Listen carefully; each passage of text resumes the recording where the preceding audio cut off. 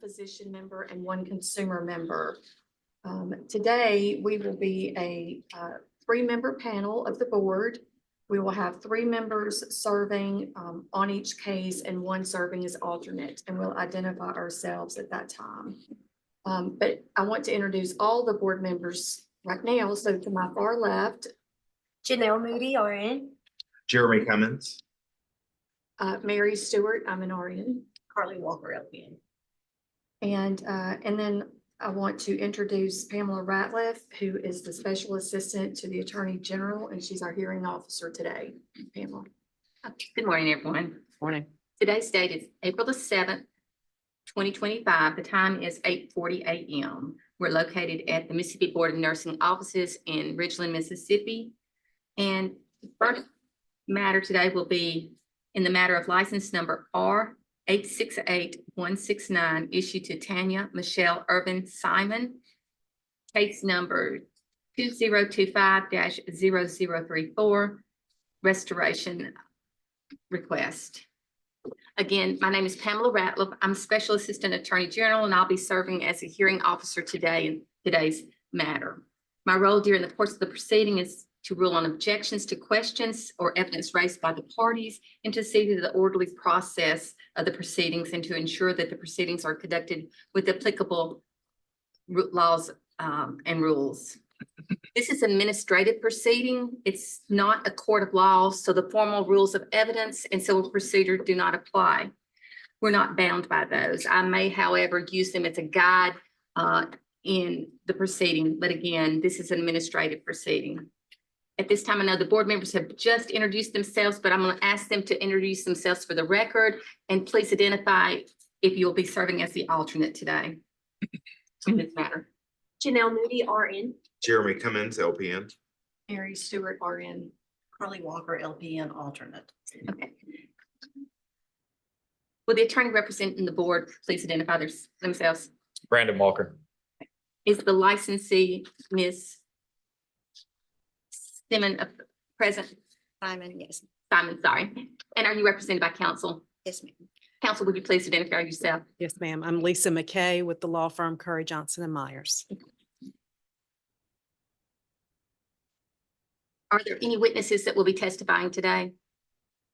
We will be calling Miss Simon. Ms. Simon, if you would, I'll ask the court reporter to swear you in. Raise your right hand, please. Do you solemnly swear that the testimony you're about to give to be the truth and nothing but the truth so be done? Yes.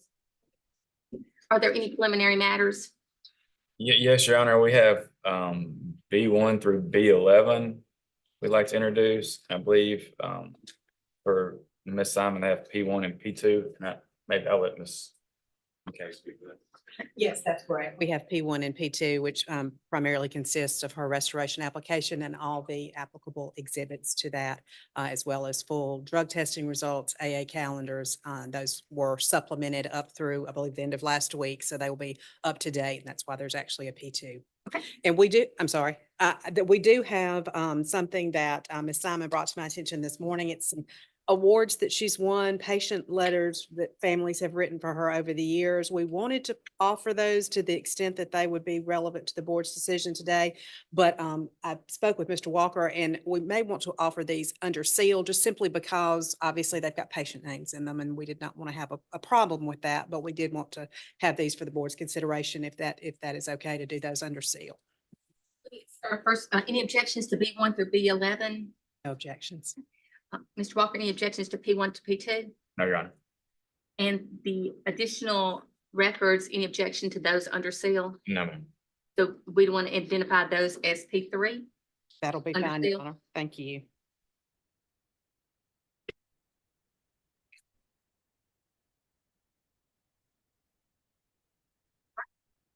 If there's no further preliminary matters, the order of the hearing, since this is a restoration, will be as follows. Both parties may provide opening statements. Opening statements are persuasive. They are not evidence, just like closing statements. After opening statements, we'll hear from arguments from both parties. Since this is an application for restoration, licensee will go first. And the board members may question the licensee and the board attorney may cross-examine.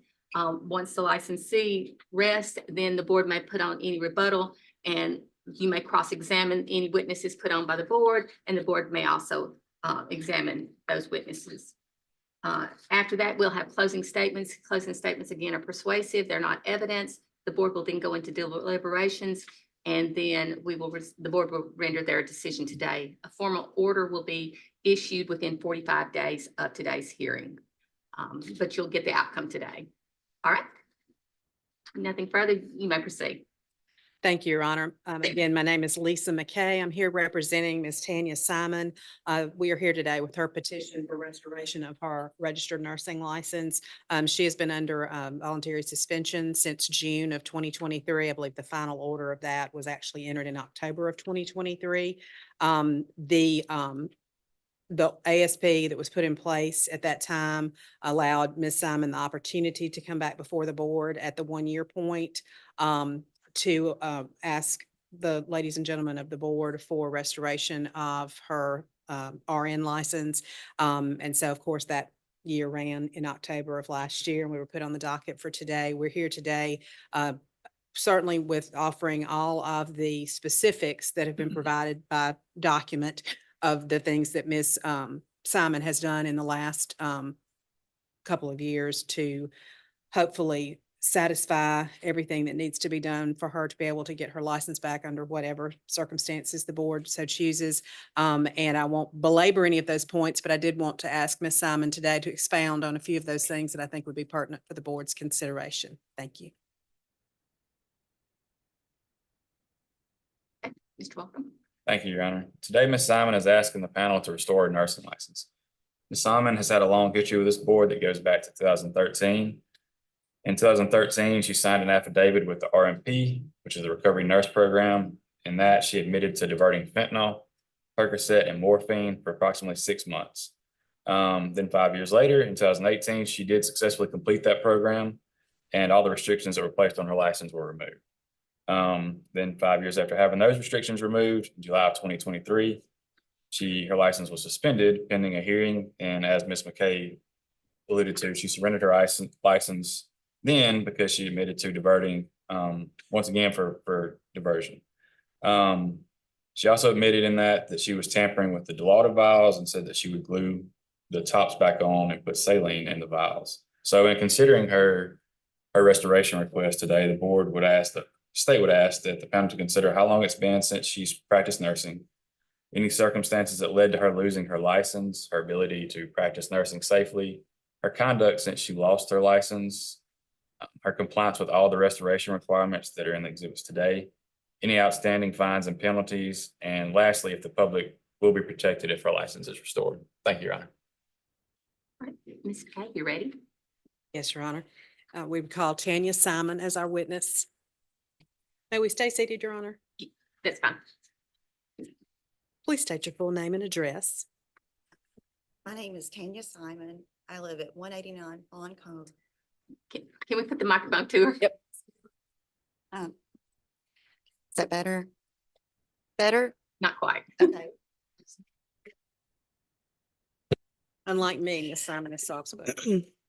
My name is Tanya Simon. I live at 189 Fawn Cove in Hernando, Mississippi. Right? And you are a registered nurse, correct? Yes. Could you give me and the ladies and gentlemen of the board your background in education leading up to your nursing license? I received my associate in nursing at Northwest Community College in 2003, where I graduated as vice president of my nursing class. I then went on to the University of Mississippi, graduated there in 2009, magna cum laude. From there, I actually, about 2010, I actually did start a program for a nurse practitioner at the University of Memphis, but I wasn't interested in diagnosing. My heart is in actually caring for patients. I wasn't interested in leaving the bedside. So I maybe stayed in that program for maybe a couple of weeks and just thought it through, and it was not for me. All right. And where did you first work as a nurse? And just kind of give us a little bit of your background as a nurse. I started at Methodist University in 2003. I started on a med-surg floor. Eventually, I ended up in neuro ICU there. where I was the charge nurse and I was also part of the medical response team. While I was working at Methodist University, I also picked up some shifts as agency at Baptist DeSoto, where I worked throughout the whole hospital, emergency room, the floor, step down, anywhere they needed me to work. I eventually just stopped working agency and just focused only at Methodist, where we started a step down neuro ICU. I was a weekender at the time and I was getting canceled every weekend. So I was only working one shift a weekend. So I started PRN float pool at Baptist DeSoto. Again, I learned so much in my time there, from ER, all throughout the hospital, cardiac rehab. I did everything. And then I worked at Fresenius Medical Center in South Haven from 2014 until 2018. After that, I went to Encompass Health in Memphis, where I worked as a case manager there until 2020. And from there, I went to Ortho South Surgery Center and worked there until May 2023. And during the course of these positions, bedside nursing and other positions you've had, I believe you've had some awards given to you and lots of patient cards and appreciation, as well as some accolades from your employers, praising your documentation, your nursing skills, and your ability to just go in there and jump in where needed. Is that correct? That is correct. And that's what was offered as our seal. All right. You've given us your background in your work background. I believe you were at the orthopedic clinic in 2023 when the incident happened. Actually, let me back up. As Mr. Walker pointed out, you were before the board after self-reporting in 2013 and went into the recovering nurse program. Is that correct? That is correct. If you could give the board just a brief summary of what had occurred that brought you to the point of needing to self-report and go into that program. I was diverting medication at that time from Methodist University. And you knew there was a problem and you self-reported to the board and agreed to go into the recovering nurse program. I did. And you successfully completed that 5-year program and all restrictions were released from your license in April of 2018. Is that correct? That's correct. And then where were you working during that period of time? You just said it. In 2018, I was working at Fresenius Medical Clinic. And that was dialysis clinic. Correct. All right. You successfully completed that program and went back. Can you give us kind of the benefit of your employment from the time that you were released in 2018 from the recovering nurse program forward to when you were at the orthopedic clinic? Okay, so I worked at the dialysis clinic until December 2018. And then I went to work for Encompass Health in Memphis as a case manager. I worked there until I believe it was December 2020. And then a neighbor actually told me that there was a job opening at Ortho South. She was actually leaving that position and suggested that I apply for it, and I did. And I got the job there. And in the middle of all that time frame, I guess we were going through COVID and things kind of different from an employment and personal standpoint. Yes. Okay. Tell us what the issue was that brought you before the board in 2023 and kind of exactly what happened. Okay.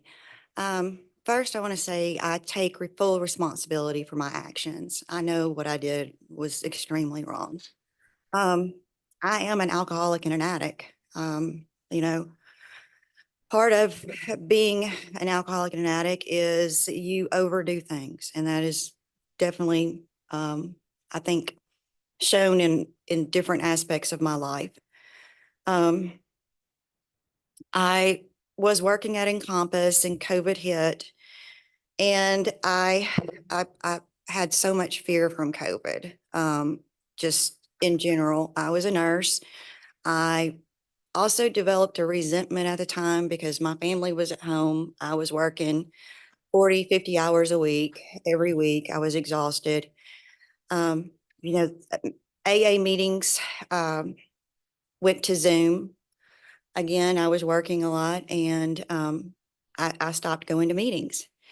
I did everything that I was taught in AA not to do. That, and I was warned in AA, if you stop going to meetings, if you stop doing the daily literature, if you stop doing your um, meditation and talking to God and, keeping everything, talking to your sponsor, doing all the things you're supposed to do, you will relapse.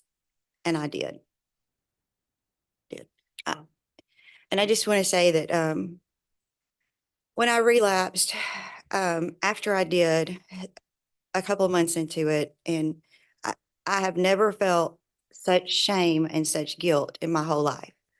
It was the absolute, I can't imagine anything. This is the worst feeling ever. I honestly wanted it to be over. I was truly just wanting to do something about it. I did try to go back to AA. I wasn't connecting. And I believe it was because of all the shame and guilt that I had, which led to things getting even worse for me. When I was caught this time, I felt a sense of relief. I did. Right, and that was in 2023. Yes, And you took your license at that time and you agreed Correct. to a year voluntary suspension, or you agreed to a voluntary suspension and went under an ASP at that time. correct.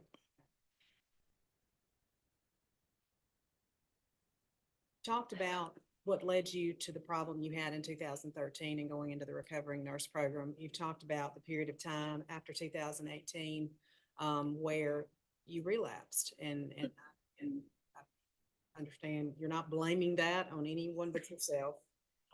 Circumstances were certainly different for you from a personal standpoint and a professional standpoint in COVID, and that was the case with a lot of folks. And you're not blaming it on that as No. well. You are, as I understand it, acknowledging this is all on you. Yes, And you're here today asking for another opportunity to show that you can be on the right path and be a good nurse and go back into the profession. yes. And the question I have is probably a question that is on everyone's minds. What is different now? In 2018, you got put back on a second chance at nursing, and now you're back again. What is different now that makes you think this will be a success? What has happened? The biggest difference now is, at the time when in 2013, my kids were 10 years old. My husband and I thought it was best not to disclose, mom's problems to them at the time. Twin boys? Yes. My boys now know everything. They actually hold me accountable. They want their mother to do good. They are now 21. And I pray they're off in college, and I pray that they can look at my circumstances and learn from my mistakes. My family, my immediate family has a long history of alcoholism, drug abuse, and it is a hereditary disease. And I want to break the pattern with me. I do not want my boys to go through what I've gone through and the rest of my family. And had you also somewhat kept this situation a secret from close friends and from Yes. your community? Yes. And is it a secret any longer? No, it is not. All of my friends now know. As a matter of fact, when all of this happened, my husband was also traveling, out of town, and, my kids left for college. So we went from a family where we had dinner every night. We were always going to ball games, always doing things together, to husband out of town Monday through Friday, kids off to college, and I'm home by myself. I did have friends, but they did not know my circumstances. Once they did find out, my husband had quit his job, and was trying to find a job. Actually, he did get a job where he would be home more, because he knew that that was a problem for me. And then when all of this happened in May, he was in between jobs. I lost my job. So of course, I didn't have health insurance, and a good friend of mine actually offered to pay for any kind of treatment that I might need out of pocket. So I have very supportive friends. I wish I would have known that then. I was ashamed. I can tell you, when I worked in the dialysis center, I worked with, I believe it was 4 other nurses that were in the recovery program, and it was I'm not sure if the word is relief, but to have other people around me that were in the same situations, um, it was somebody to talk to, somebody that understood. So you have a support system now, everything is out in the open, you have people around you who are supporting you in your recovery, which is something that you did not have previously, because you were trying to keep everything quiet, and that's kind of the difference between then and now. Yes, Okay. All right. You've told the board about the specifics that brought you to losing your job at the orthopedic center and coming before the board again, and discipline put on your license that we're under here today. You also charged with a felony count of embezzlement of a controlled substance, and you self-surrendered to the DeSoto County Detention Center in June of 2023. yes. And have you ever been indicted for that charge? No, I have not. The board suspended your license in July of 2023. You entered into the agreed settlement proposal in August of 2023, I believe. Is that correct? That's correct. And that final order was entered on October the 5th of 2023.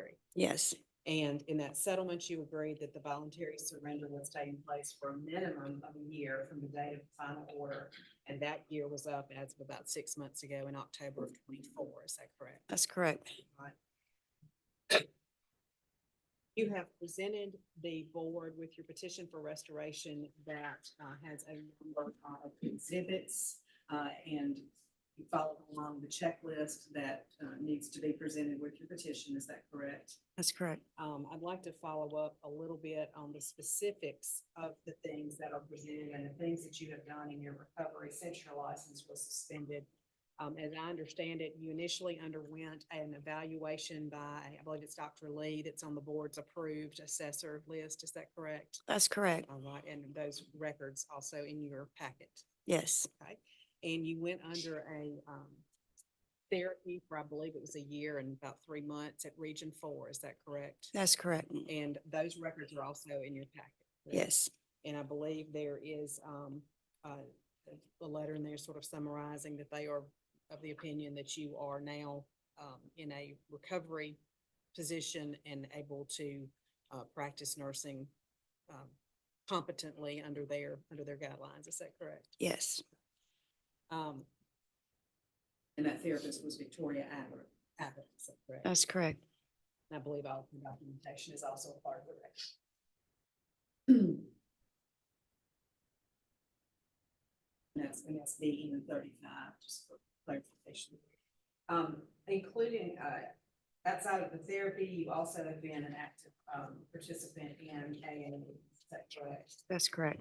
Could you tell us, are the calendars that document your regular participation in AA also made part of the record today? Yes, You have also undergone drug testing, and those documents are part of the record. Is that correct? yes, And those are regular drug testing that you did as part of a call-in system where you were tested roughly once a month. Is that correct? yes, and also through therapy. Right, and in your Region 4 therapy records, also you were drug tested. I believe you were also drug tested when you were assessed by Dr. Lee. Is that correct? Yes, And have all of those results been negative? they have. Okay. And those are also part of the record. In addition to the therapy and the AA meetings we've talked about and the drug testing, we've also talked a little bit about, but I'd like for you to touch on your community service that you have done. You've done quite a bit with several different organizations. The big organization that I have always done a lot of service work with is the Palmer Home for Children, which is in Hernando. for many years, I have always done Mud Bug, which is actually this coming Saturday. And I have done, Tell us what that is. oh, I'm sorry. Mud Bug is, it is a, fundraiser to raise money by selling crawfish and silent auction for the, Palmer Home for children.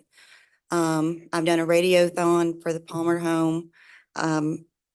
I have also done, um, a Night of Hope, which is also another charity event to raise money for DeSoto Hope, which takes baskets to newly diagnosed cancer patients.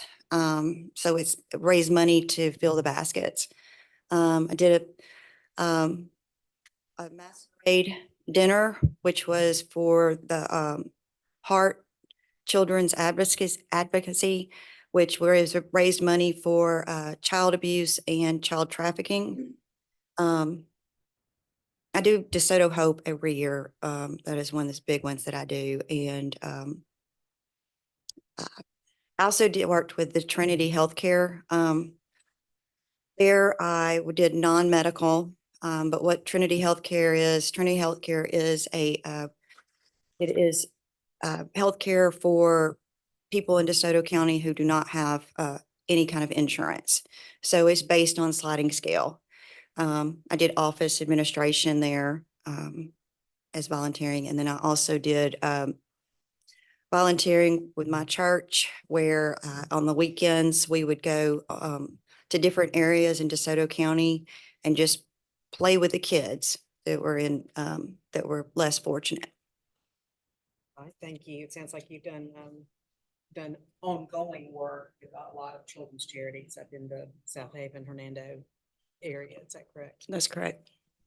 Also, as a part of your petition for restoration, you submitted 5 affidavits, including, I believe 3 from other nursing profession people, and as well as the are involved ongoing. Is that correct? That's correct. And if you could you just briefly tell us about each of those affidavits? First, Okay. it was from Dina Frazier.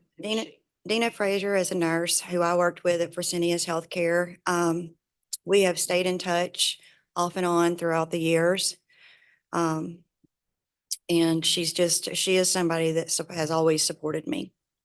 You have an ongoing relationship with her, and she is one of the people we talked about that is your support group. Yes. We have also from Tabitha Miller. Who is she? Tabitha Miller is a neighbor and a nurse. She is one of the ones that did not know about my situation. She does know now. She is a very good friend of mine and someone that would always be there for me and help me any way I needed it. She's also an RN. The next affidavit was from Tamara May Crawford. And who is she? Tammy is a very good friend of mine and also my sponsor. She did complete the recovery nurse program. I'm not sure exactly when she did, but I have communication with her daily, multiple times a day. We have very similar backgrounds and have done similar things. It's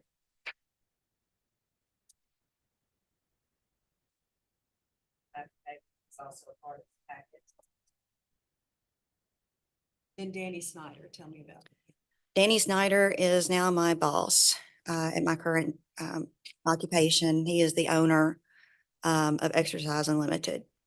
And Exercise Unlimited is the job you took when you lost your license, but you certainly wanted to continue to have employment. What do you do at Exercise? I do everything. I am their office manager. I pay all the bills, take in all the money, do payroll, scheduling. I order equipment. Anything that needs to be done, I do it. I'm the second person. All right. And he also gave you a very positive affidavit, and as I understand, has been so pleased with your work and how you managed to figure out a whole different occupation that he has entrusted you with financial position, as you said, ordering equipment, dealing with the money, the payroll, that kind of thing, one position of trust. And you had nothing but accolades from him as far as I can read from the affidavit from talking to you. Is that correct? That's correct. And he is aware of your situation with the board Yes, Okay. he is aware. and very supportive of that. He is. He hopes I don't get my license back. We're gonna ignore that part. But that is accolades on you that someone outside the nursing profession is that impressed where you are with your life and how you are handling things and trying to get yourself on the right track and getting back to where you're doing what you're schooled to do and love and have a passion for. Yes, So ma'am. that is a good thing. The last one is Nikki Miller, who is she? Nikki Miller is also a neighbor. She and her husband own a catering business, and I work with them often on weekends. She's also a very, very close friend. It was her husband that was the one that offered to pay for any treatment or anything that I needed if necessary. Good kind of friend to have, for sure. Those are the affidavits that are part of the packet. Do you still feel like you get a lot of benefit out of AA, and is your intention to continue with that on a ongoing basis? Yes, AA has been and always been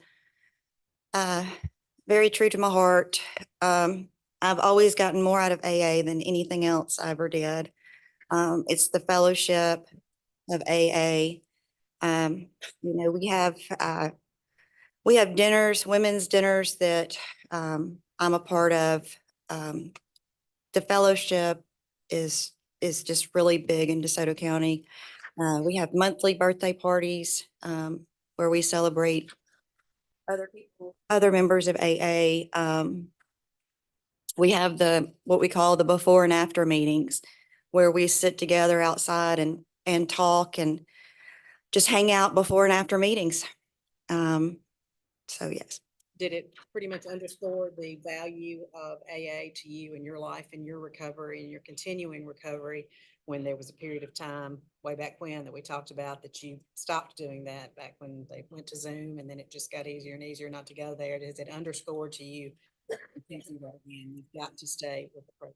absolutely. I've heard it a million times in AA. If you stop doing these things, you will relapse.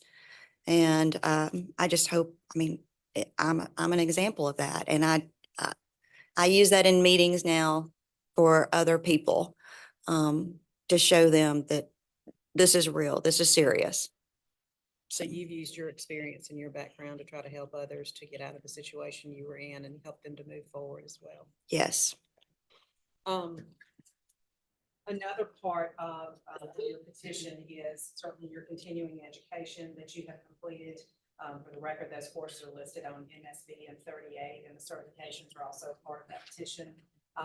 They've included areas such as professional accountability, substance use, illicit drug use, advanced practice pharmacology, and ethics and professionalism in nursing.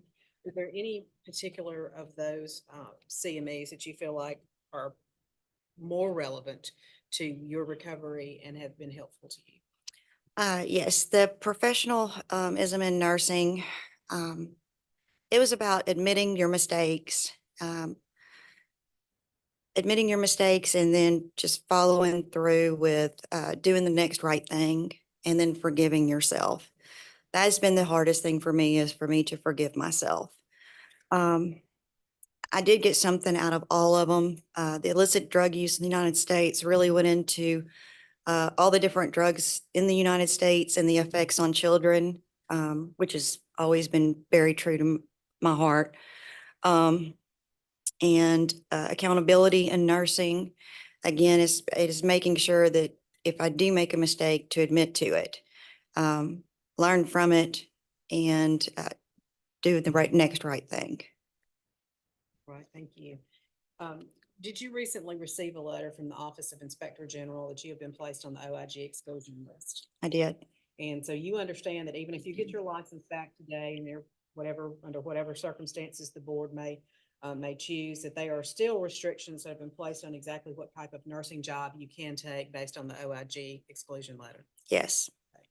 And are you here today, knowing all of these things, asking the board to restore your life? I am.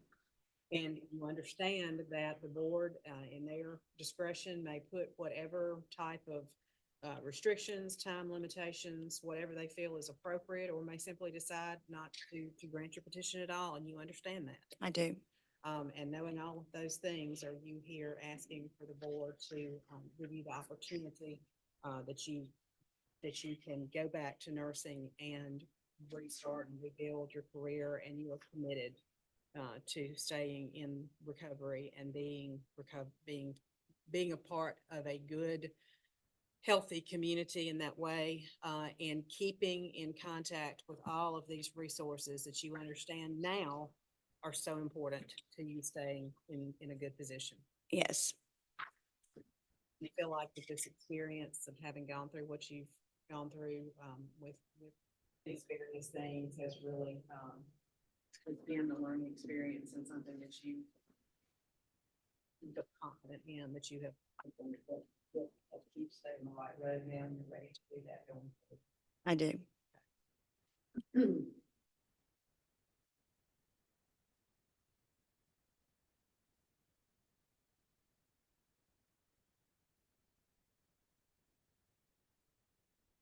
I believe that you said that one of the most critical things you feel like that has changed in your life from where you were when you first got out of the recovering nurse program in 2018 and bringing us forward to today is you were trying to do that, staying on the right path and recovery, keeping things as a secret, and you're no longer doing that.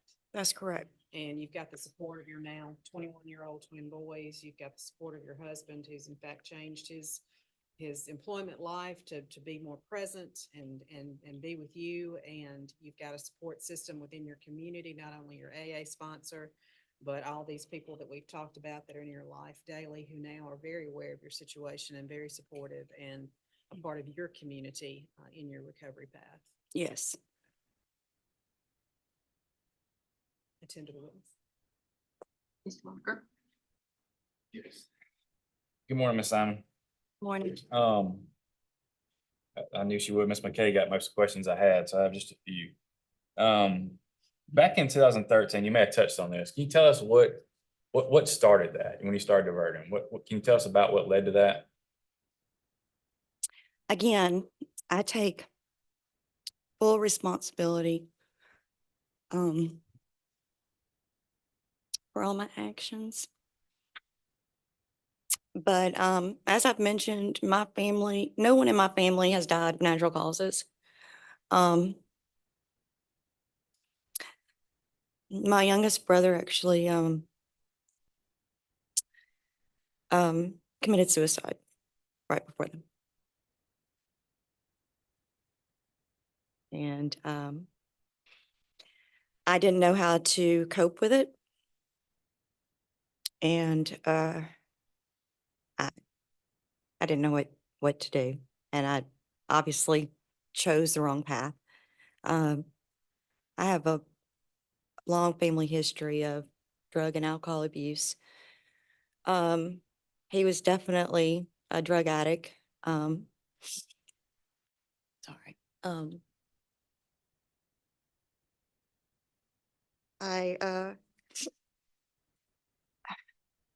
I could go into all the family history. I can tell you I lost 2 immediate family members last year to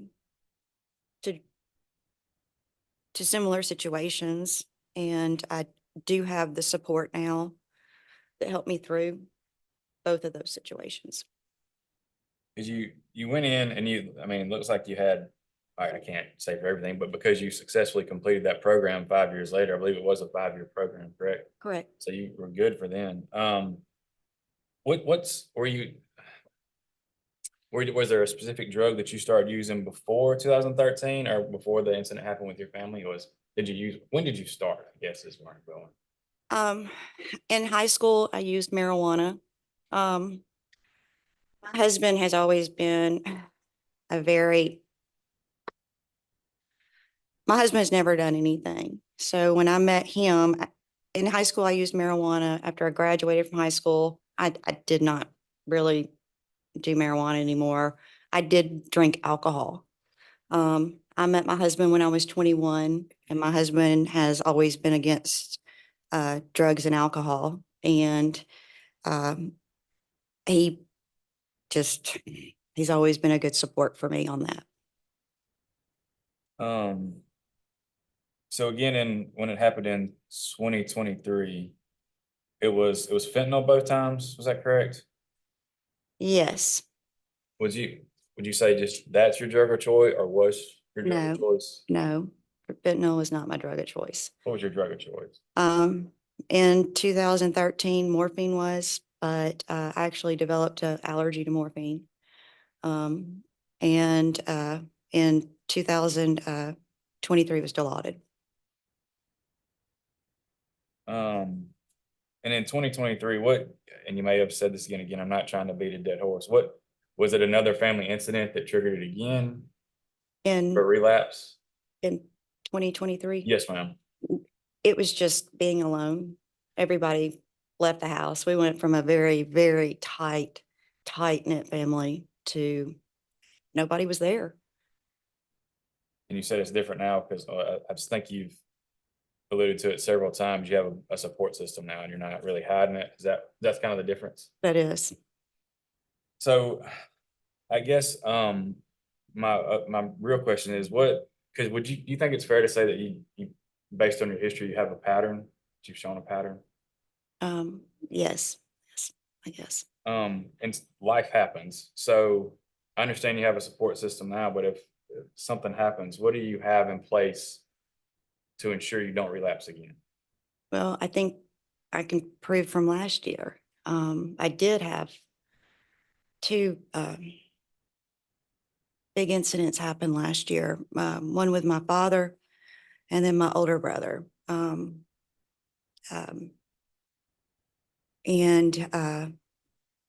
my neighbors were there for me, unbelievably there for me. My husband was there for me. And of course, my AA community was there. I just have different people to talk to, different people that have been in similar situations. So you've kind of been tested already. You're saying you've been tested and you've made it through. I believe so, yes. I don't think I heard it. If you did, I apologize. What's your date of sobriety? My date of sobriety is May 28th, 2023. It's coming up on 2 years. Yes.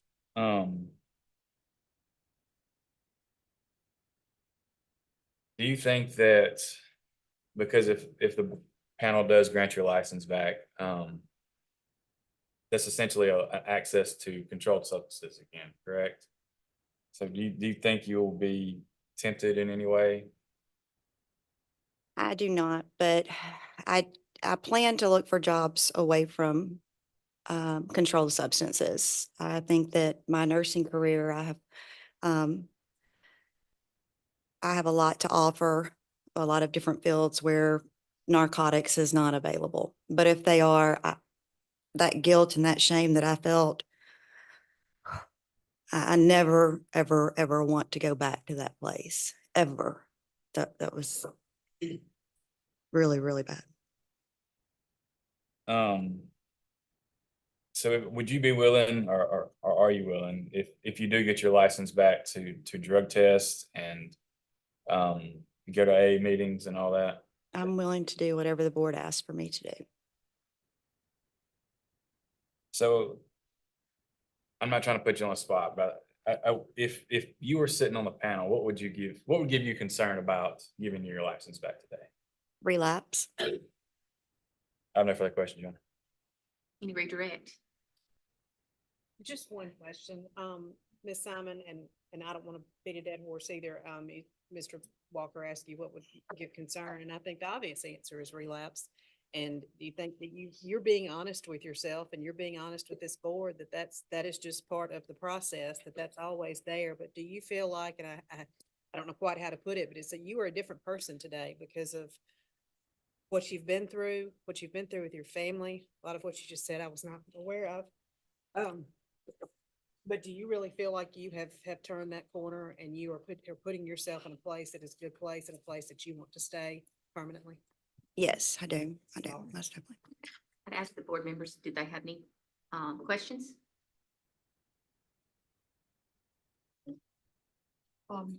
So Ms. Simon, thank you for being here, and I saw that I was on the panel or the ASP back in 23, and so I appreciate hearing your story and you being transparent, and so I have just a few clarification points.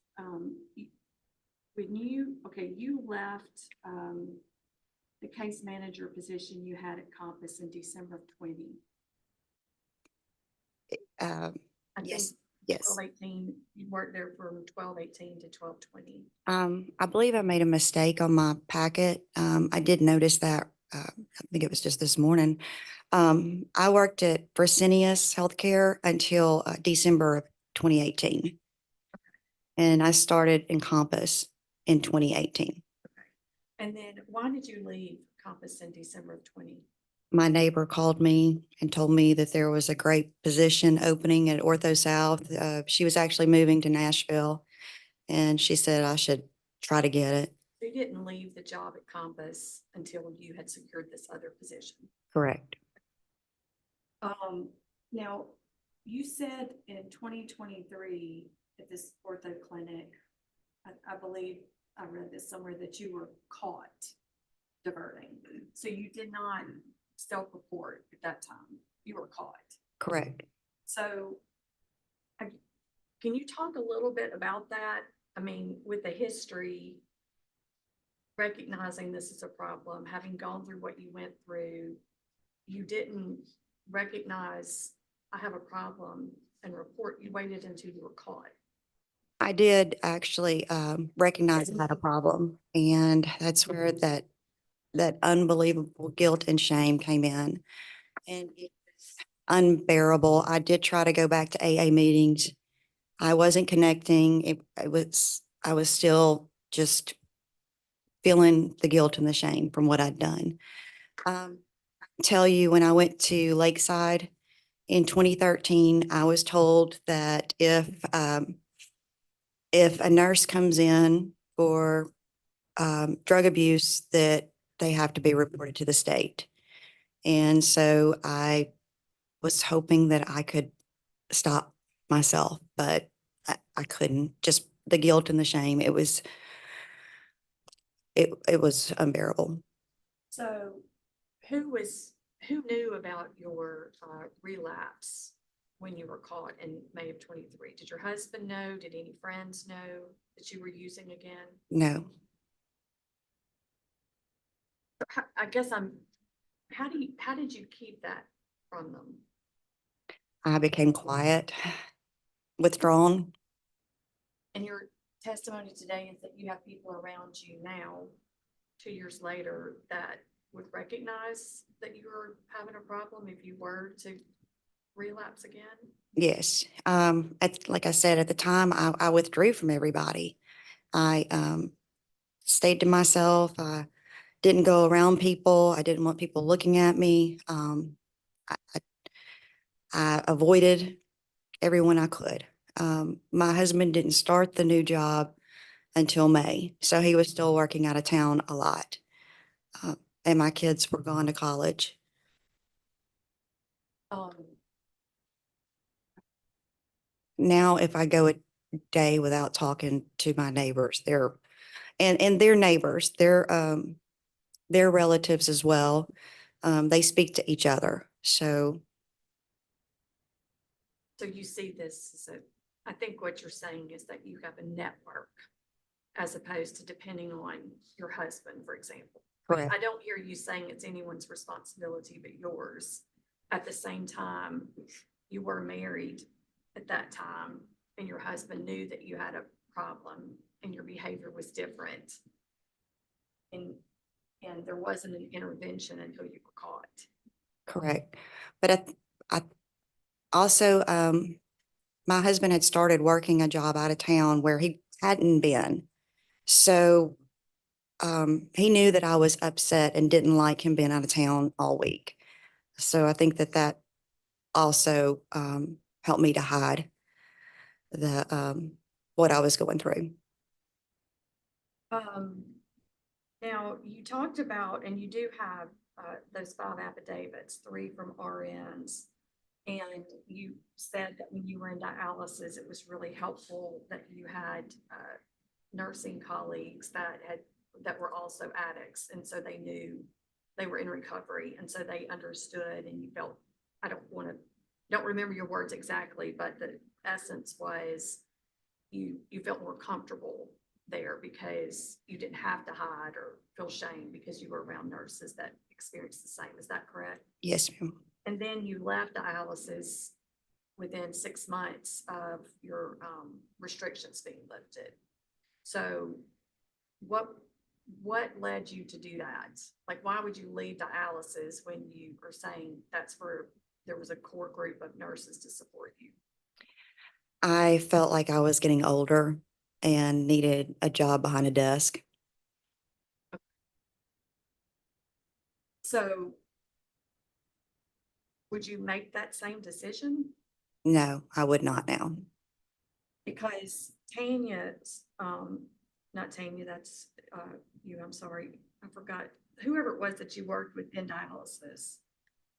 She said that, y'all worked together, but then you lost touch Yes, after you left dialysis. yes. And so I guess I'd like to hear how you plan to maintain these relationships. I mean, you left for a desk job, basically, a network. So what is to say that that won't happen again? I'm in contact with Tammy every day. Tammy actually texted me the first thing this morning. She knows everything about my life. She is my sponsor. Right. So, and Dina, I talk to Dina quite often as well. She now works at Methodist University. She actually left Fresenius and went to work in the transplant unit there. Okay, and then I think the last question I have is, you take Wellbutrin every day? Yes, ma'am. Do you take any other prescription or otherwise? Yes, ma'am. I take birth control for hormones, and then I also take multivitamins. And who prescribes your Wellbutrin and manages your care with that? My OBGYN has. Oh, I did have one other question. So I think it was in the assessment, there was a recommendation, just not uncommon, that you be engaged in therapy to help with coping skills and stress and so forth. So do you see a therapist? I no longer see one. I stopped seeing Vicky, I believe it was September of last year, with the open that if I ever needed to come back to give her a call.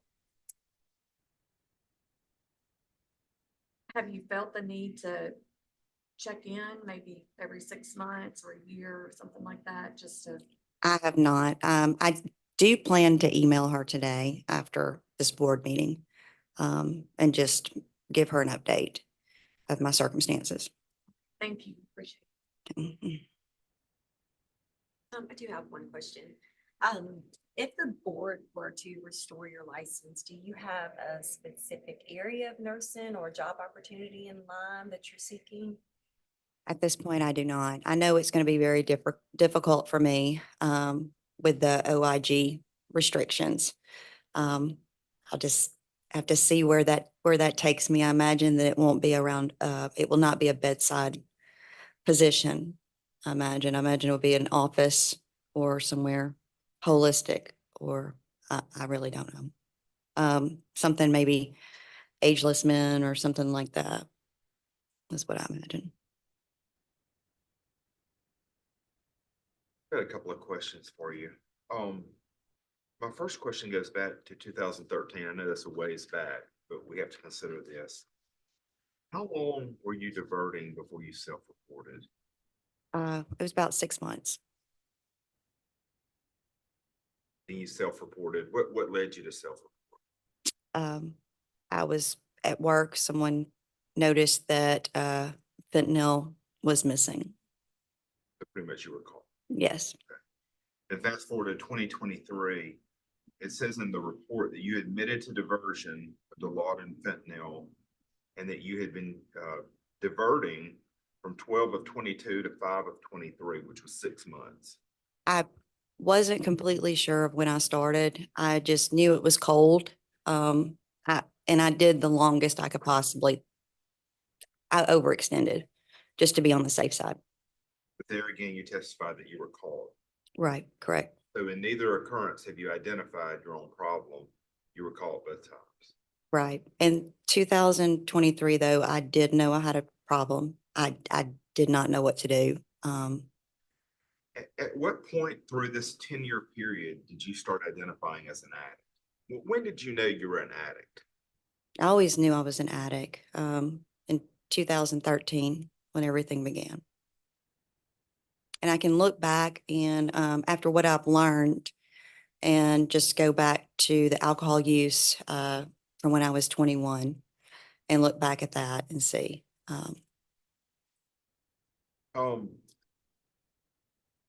I read where there were felony charges of embezzlement of controlled substances issued on 6/22 of 23. Are you under any type of investigation or legal? Is anything pending on that at this point? Not that I'm aware of. I call every month, to see if I have a court date or anything, and I have not. So there's nothing pending. No, sir. So I guess to bring it all together, do you see our concern of a 10-year, 12-year period of highs and lows, highs and lows? You testified that you identified as an addict even back in 13. And so you kind of knew what could happen and you knew what the consequences would be. But something in life happened, whether it be a spouse traveling, whether it be children going to the college, whether it be whatever dark place in life. I mean, life is made of highs and lows. Absolutely. And where things may be really good right now, do you agree that at some point there's going to be another dark place? Yes, and I believe I've been through that, last year. Okay. I do. I guess what I'm hoping that you see is our concern of how will you truly handle that when you have access. You went through that last year, but you didn't have a license. Right. You weren't working independently as an RN, and you didn't have a NARC drawer. And so I guess what I need to see clearly is I've heard a lot, and I think your plans are very good, but you're identifying as an addict. You know you have a problem. You know that problem's not going away. Do you agree, or do you think that given a dark place and the opportunity that that there is a chance that you could take drugs? I do not think so now. No, sir.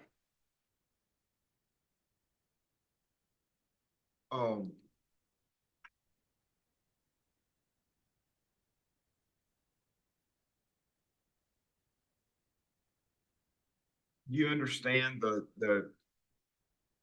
your attorney mentioned that you've been placed on the OIG exclusion list, and you understand that's going to make it very difficult to get a job as a registered nurse. I do. So you understand what that means. Yes, sir.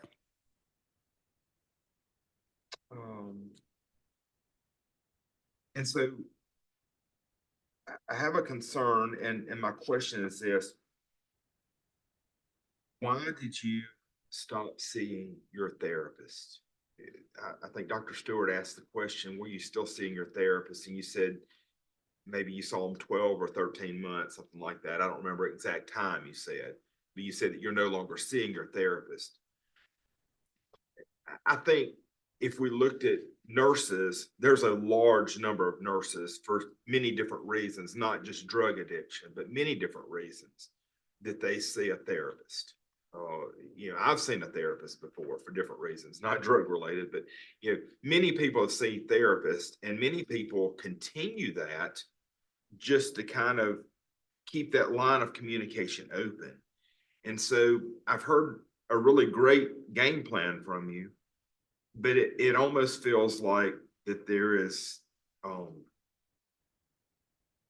guess I need to know why did you decide to stop? I heard you say, well, after today, I'm gonna contact her and let her know, or I'm gonna let them know, the outcome of this. But at least on a monthly basis, some routine, continued, some continuity of your therapy. Because as you identify as an addict, do you agree that that's something you may need for the rest of your life? Correct. Vicky actually discharged me and with the, um, and saying that if I needed to come back to give her a call. So she's strong in, addiction, as a counselor of addiction, and she sees the benefits of AA. And, um, to her, staying active in AA is bigger at helping, with me than actually going to therapy. When did she actually discharge you? She discharged me in September. She had talked of discharging me months before, actually. So you're looking at 9, 10 months since you've had therapy. It was over a year, I believe. Over a year of therapy, not over a year since she discharged you. Yes, I'm sorry, I She misunderstood. discharged you September of 2024, just last year. That's correct. I'm sorry for interrupting. No, that's fine. I need that clarification. All right, and how often do you attend AA meetings? At least 3 times a week, sometimes more. We have a women's dinner weekly too. We also have birthdays once a month that I also attend. Do you attend those in person or virtual? Then Person. Is that something you plan to continue? I do How long do you plan to continue doing? the rest of my life.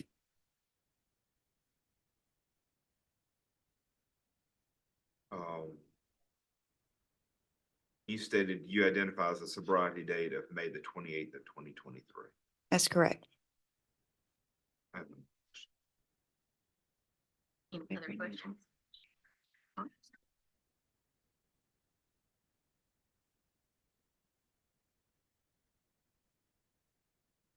Ms. McKay, I'll let you proceed with closing statements.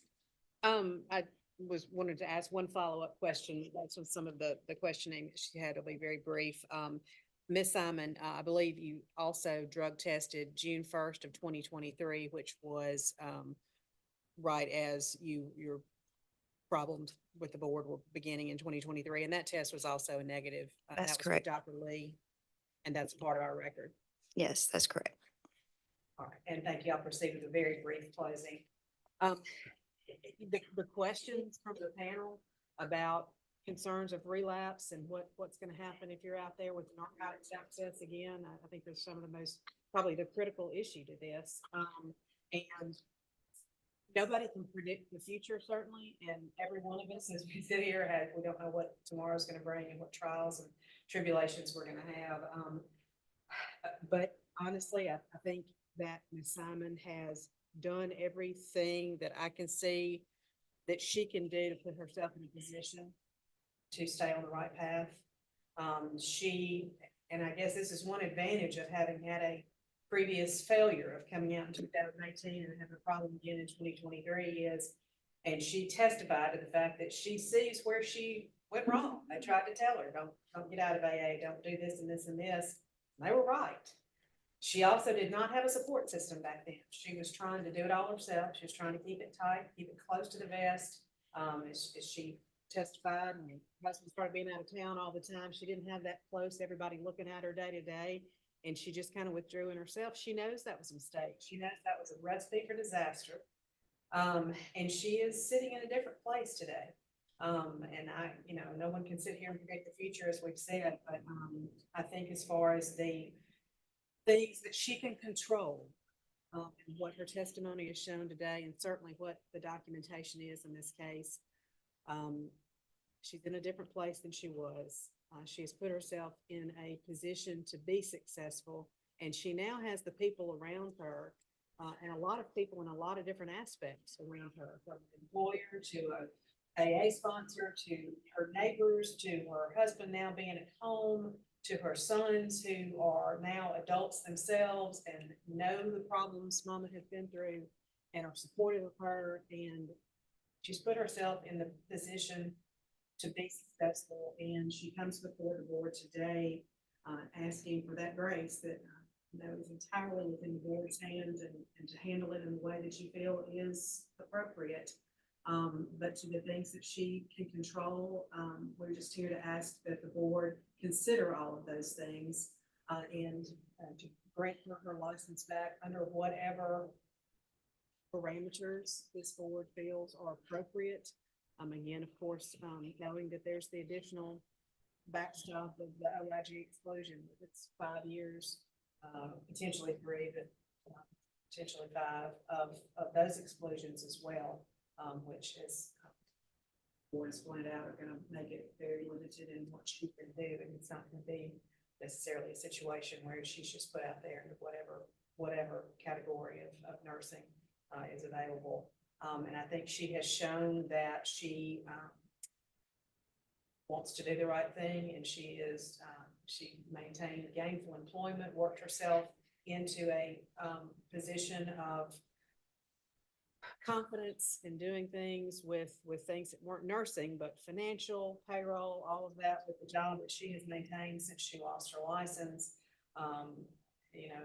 I guess it speaks volumes that her current boss is having. This is not a successful thing because he wants to keep her. Is that trusting and confident in her abilities? And again, he's been in the know of what's going on, and was still able to feel confidence and the trust in that. And I think that does speak volumes.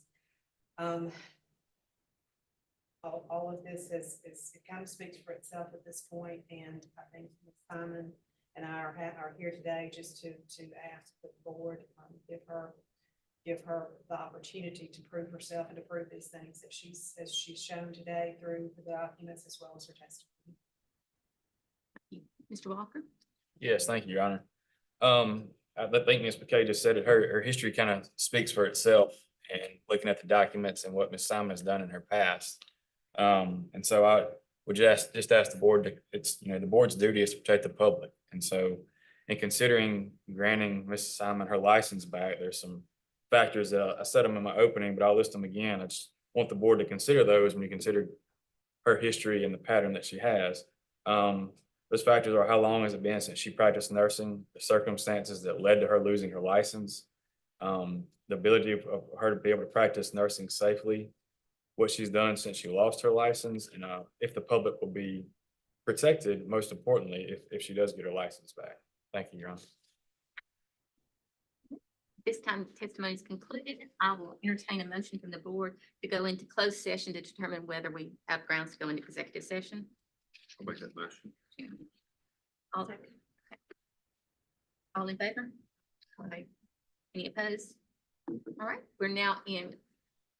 now we'll take a motion to go into executive session for purposes of deliberations on the current matter in case number 202500034. Chairman makes that motion. Okay. All in favor? Any opposed? Okay, board now is in executive session and will deliberate.